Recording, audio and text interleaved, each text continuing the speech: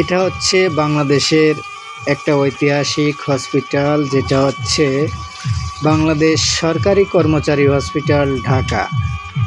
যেখানে দেখেন সরকারি কর্মচারী, সরকারি হসপিটাল, তারপরেও এখানে মানুষের ভিড়ের শেষ নেই। ওষুধের জন্য শত শত মানুষ লাইনে সিরিয়ালে দাঁড়িয়ে আছে।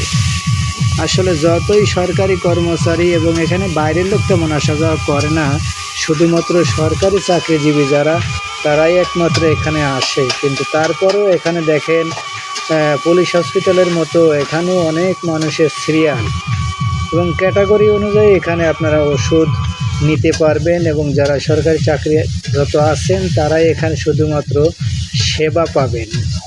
সাময়িক কিছু সময়ের জন্য একটু ভিডিও আপনাদের কাছে তুলে ধরলাম আপনাদের দেখার জন্য।